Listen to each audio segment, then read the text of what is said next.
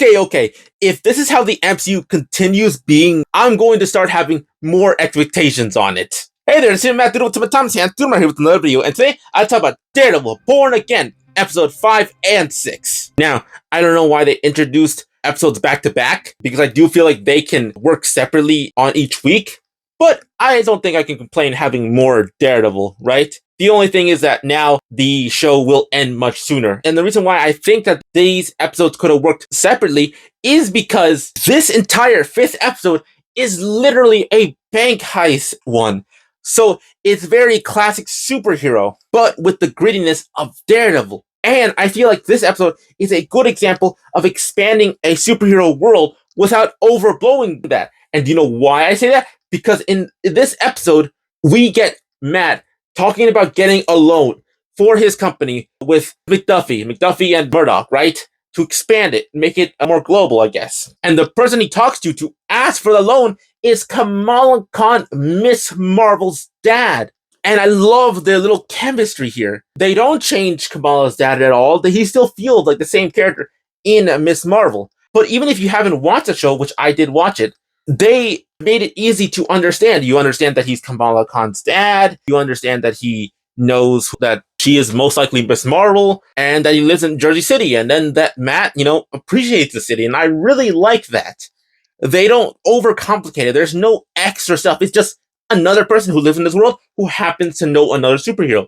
And I love that because still in line with the Daredevil here. Because this is a heist episode with Daredevil, it still has a little campiness with the thieves that come in later having multicolored masks, and you get to play into Matt's, comedic side, because during this episode of, him trying to get the loan from Kamala's dad, he can't get it because, he is too good. He does do charity work, allow to do pro bono work, even though he has a big company. And he explained that to Kamala's dad, and I love that even though he says no, he still understands it, and I love that. But when Matt leaves, criminals come in, and Matt overhears it with his, super hearing, and he asks Kristen to call the police. So they come in much earlier than they're supposed to. That's good. But also, Matt decides to go back. The only thing I found really strange about this is that, what was his plan? He's not Daredevil at this part. I thought he was going to put on his costume, but, he's still actively avoiding to be Daredevil. So I don't know why Matt was, putting himself in harm's way. Maybe it's because he didn't want to, see his new friend hurt, which I like that we got that little emotional connection now. So that's nice. But again, we also get to see Matt's comedic side with the robbers because he plays stupid. He plays blind because, well, technically he is. Because of his blindness, he acts dumb with the robbers. He says, what's going on here? What's going on? I don't know. And then, it's, are you stupid? It's like, I'm blind. And, and he just acts very smug with them. And I just find that so fun and funny. And you know how I was talking about these robbers with multicolored masks? Well, I'm not sure if this was intentional, but one of them has a very green mask with a giant shotgun. Now, it could just be me overanalyzing it, but this guy reminds me so much of a Spider-Man villain called the Sin Eater, who was a serial killer who killed Jean DeWolf. She was a cop that was friends with Spider-Man. Now, I'm not sure if that's what they're alluding here, because all the other criminals are also wearing multicolored masks, which we'll see kind of becomes important. Or is that just me overthinking? Because the one guy is wearing a green mask, very identical to the one in the comics, with a shotgun. Yes, he's not wearing his purple shirt and everything like that, but it's close enough. But what do you think? Do you think that's alluding to that? I don't know. And I'd really like to know your opinion on that. And yes, I know that this episode takes place in St. Patrick's Day, so maybe that's why he's wearing that, and they're all Irish. I don't know. It's just a nice thing that I thought of. But it looks like that these robbers are actually looking for something, so they need the vault. But it looks like these criminals are trying to negotiate with the cops because they seem to get there much sooner than they were supposed to, which, thank you, Matt, and thank you, Kristen. Nice. But they need to have some hostage release, right, to make sure they get what they want as well. Which I love that Matt does everything he can to allow the wife to have her husband there with her to be released. And I love that Matt will do good even in very small ways. So maybe that's why he was there, to minimize any damage, which, it's actually pretty smart for Matt. But it looks like the criminals are looking for something. And so they basically make Kamal's dad help them because he's technically the assistant manager of the bank, because I guess the manager is not there for some reason. But they take him. Matt basically told him to stall as much as possible. Matt, does some funny, again, comic booky story of like, hey, I need to go to the bathroom. And I think it's just me because I've seen so many superhero stuff. When he said, I need to go to the bathroom, that's always code for costume time, for superhero time. And that kind of happens when one of the criminals basically, takes him to the bathroom, and then Matt goes all Daredevil mode and starts kicking this guy's ass. And one thing I noticed, I'm not sure if this was intentional, if they left out any music here because he's trying to be quiet. This could be the choice, I'm just not sure. But it does go into the Daredevil format of fighting that it's not easy. It is very hard to keep someone down and to be quiet because he holds onto a shotgun to make sure it doesn't make noise. And I really like that. And I like that Matt goes to help his new friend and utilizes his heightened hearing to, go into the bank vault because I guess the criminals needed that for something. And even now, I still don't understand what that thing was. I guess a diamond. But one thing I found really funny here was that they're doing nod to Spider-Man No Way Home, where Kamal's dad basically, what kind of lawyer are you? And Matt goes, a good one, which I love that so much. Just alluding to other films while not overdoing it. That was very nice to see. And the reason why Matt even helped him in the first place to even open it is to cause less harm. But he goes up to basically show that he has it to the other criminal, and he basically says that he'll give it to him if he releases people, but of course the criminal is not doing that, so he tosses it, and on the side, it looks like there was these cops, surrounding the place, right, like I said, and it felt like a ticking time bomb, saying like, okay, how long can we do this, how long can they, be there, and it seemed like Matt knew that, because when he tossed the bag, the police threw a smoke bomb into the bank, to cause a distraction, and I love that Matt used that to his advantage. Because of the smoke bomb, the criminal decides to disguise him, take off his mask, has a police uniform underneath. That's another reason why I was thinking that this guy was a Sin Eater, because in the comics, the Sin Eater, like I said, was a serial killer that had killed Gene the Wolf, which was his partner. So that's where my mind was, that this is the Sin Eater. But again, I could be wrong. But while everyone's getting evacuated, Matt goes, he feels responsible, so he follows that guy because Matt doesn't need to see anyone. So he goes to him, he tracks him down, he puts on a red mask that he took from one of the criminals, and of course it's red, so that's fitting. And he just beats this guy up so badly, and it's brutal. It is not subtle at all. He breaks the guy's legs, and I'm like, dang. But it doesn't look like he was alone. That guy was alone, because he tossed the bag of the jewel to this lady who was a hostage. So there was an inside man, and she decided to open it, and it turned out to be one of the candies that Kamal's dad had in his desk that I guess Matt switched out, which of course he did. He's a smart guy. But I'm wondering what's going to be her deal, because we don't see her in the next episode. But I love that this entire thing with Matt. This is just getting him closer to wanting to be Daredevil. He put on a mask. He fought a bad guy. And he seemed back. And that got me very excited. But this episode does not end with, that just brutality. It actually ends in a very nice note, because we see Matt check on Kamal's dad to make sure he's doing okay. And I like the little banter because, Kamal's dad offers him to help him out. Help him, expand his law firm. And I love that. I love the little friendship they start getting here. And it feels very natural. And I feel like this is how you grow a universe. You don't outright say that, oh, this is going to allude to the next episode, or this is going to mean something later on. This is just a little like, hey, they're just gonna hang out and have a very nice meal. And I love that this is how it ends. And that gets me very excited for the next episode.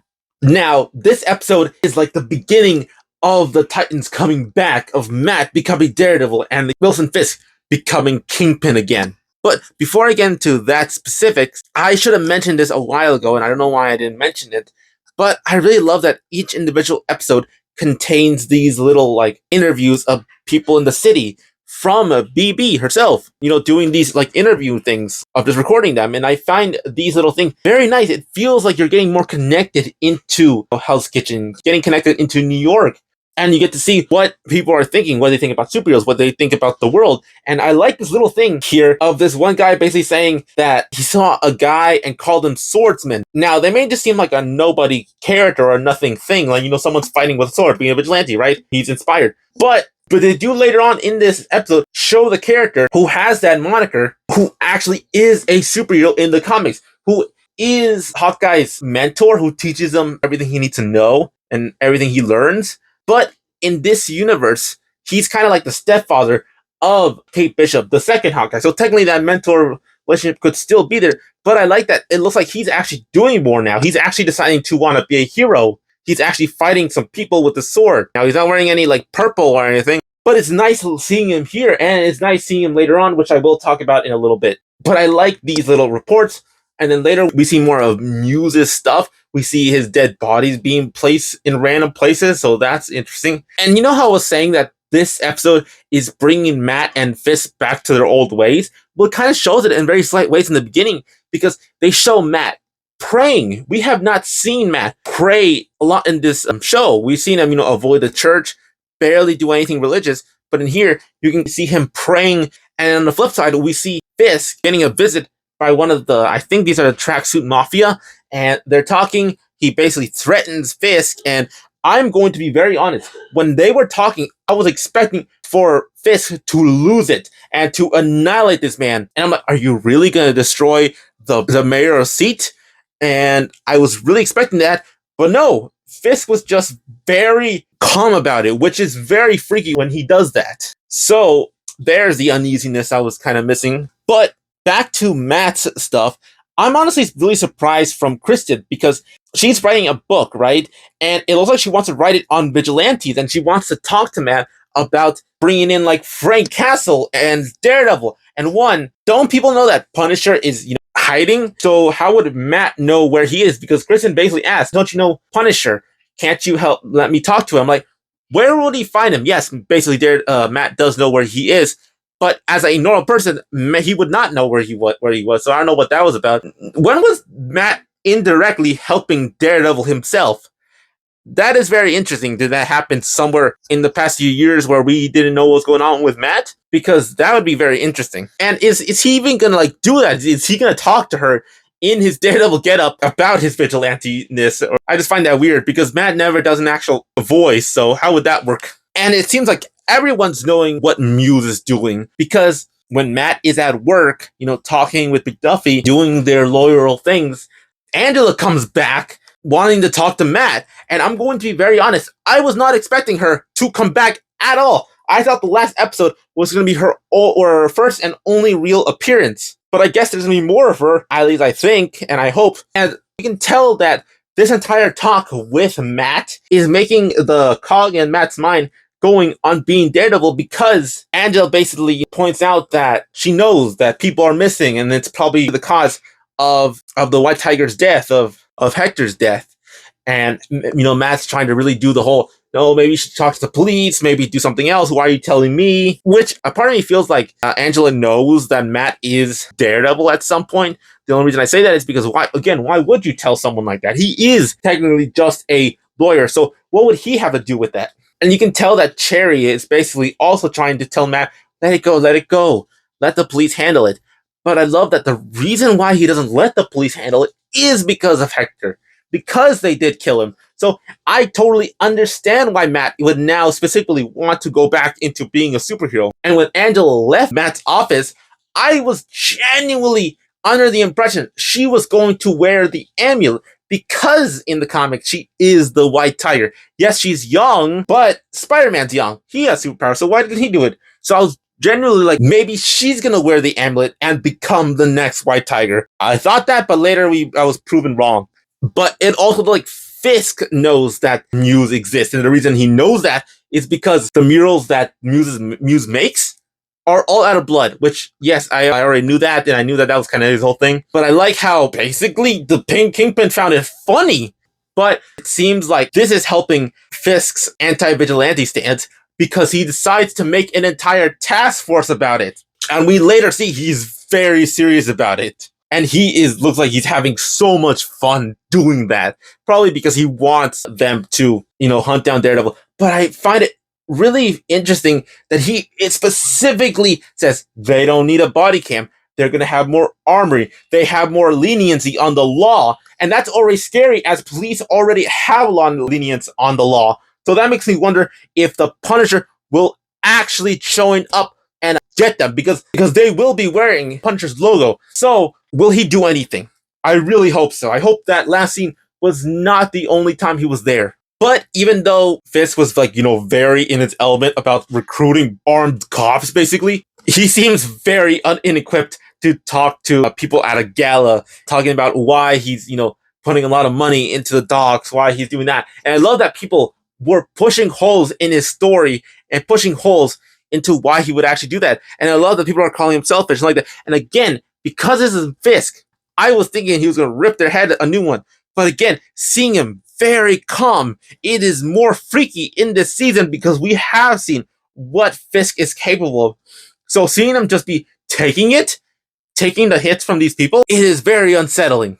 And it looks like Vanessa's back to back him up again, so I guess they're doing better. I'm not sure, since she's also a monster too. But someone who was at the gala that I found actually very important was the swordsman. He was there. He was talking to Fisk, basically kind of quote-unquote threatening him. So it does look like he's actually there to actually be a vigilante and help out. We saw a little clip of him fighting some like people with his sword, so that is cool. Is he gonna like actually put on his suit and actually fight crime? Or is he just gonna be, a regular guy with a sword?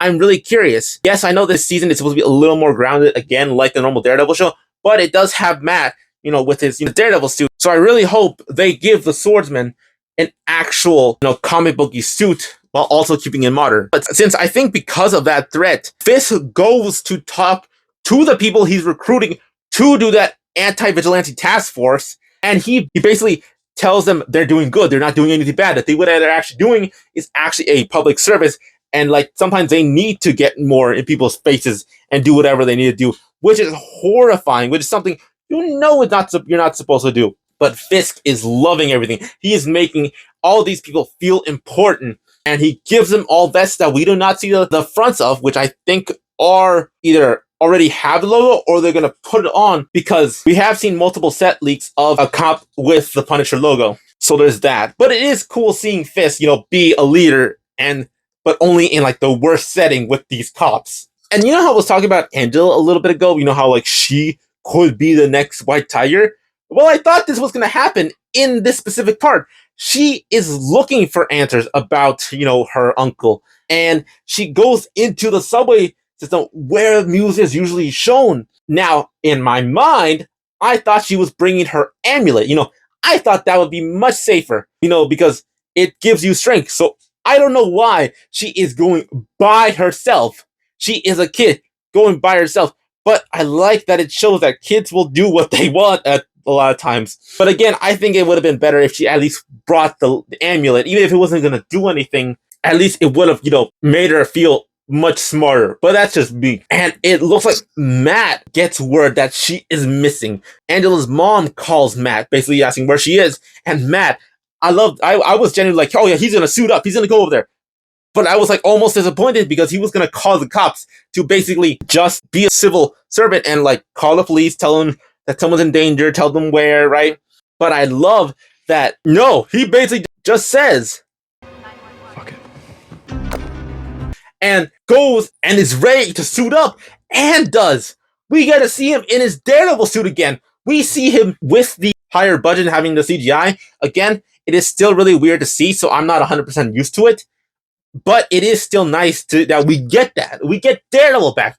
And I'm going to be very honest. Why did it take us 6 episodes for Matt to have his suit back? Yes, we saw him in episode 1. So technically that's 5 episodes. But even then, why did it take so long for him to be Daredevil again? Why is that a big thing in Daredevil media where it takes him every season to go from wanting to be Daredevil to not wanting to be Daredevil to being Daredevil and then not wanting to be Daredevil? What is with that? Is that like a big thing? Because I really want him to just be Daredevil. But I love that it kind of has a parallel with Fisk. Because we see Fisk also feel like he's getting corrupted again, being his old kingpin ways.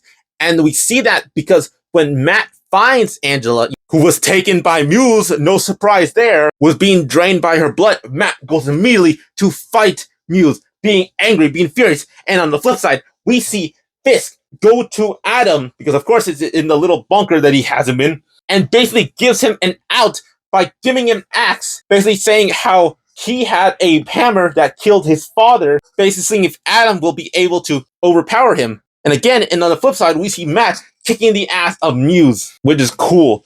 Now, when I was watching this, I was like, why doesn't he just take out the needle in Angela's body? Now, when I really thought about it, it's because the blood would just leak out while, he is busy fighting Muse. So that's cool. And you see Matt lose it, which again goes on the flip side when Fisk goes into an animalistic rage, because when Adam is trying to kill him, Fisk just takes advantage of it. And this actually gets me something, because in here, we see the brutality, we see the anger in Fisk, and this is what I miss. This Fisk feels strong and powerful, and probably not human, because this is in the MCU, and we have seen him do very impossible things. But the reason why I feel this work is because it feels real to the Fisk we first saw, and to the Fisk that we were getting to know with super strength. Because he flies him up, he throws him with such ferocity, and it breaks bricks. And it feels like he actually has strength. While the ones in Hawkeye and Echo felt very cartoony. So it's really nice that this find a balance. But it looks like he killed Adam, which, who was not expecting that? This is the Kingpin, for Christ's sake. And I can say Kingpin because it looks like he's back. And just like Daredevil, because he saves Angela, but Muse got away. I love that he's back because Angela asks, "Is that you, Daredevil?" And I love that. But again, Mass, you better hide your voice because you sound way too much like yourself. Your voice is very recognizable. At least in the older seasons, your voice sounded more raspy. Oh my god, this episode was so cool. What did you think? Did you like this episode? Did you like how we're getting back to Matt and Fisk getting back to their natures? Daredevil versus Kingpin. And what did you think about everything that happened in this episode? Because I thought it was interesting. But that's my thoughts on episode 5 and 6 of Daredevil Born Again. Now, I know I had more things to say about episode 6, but that's probably because they had a lot more in the episode, a lot more juice, a lot more things going on, while in episode 5, it was really a heist. So it's a lot less things to really talk about, or things that I didn't really have to, really go into detail like I did in episode 6, because, again, there was a lot more things and a lot more things to talk about. But what did you think about both episodes? Did you like them? Did you not like them? I'd really like to know. Do you also agree with me not really liking that Matt has to stop being Daredevil and being Daredevil again over and over? Or do you not mind that trope of Daredevil? What do you think of Fisk getting back to his old ways? What do you think about this being a good way of introducing more characters in the MCU, or just showing that they exist? Because I personally love that. What do you think? But hey, if you like this video and you want to see more, like this video, subscribe, and hit the notification bell so you can get notified when all my videos come out. But hey, this has been Dudamite. I hope everyone stays nerdy, and I hope to see everyone in the next video. Bye!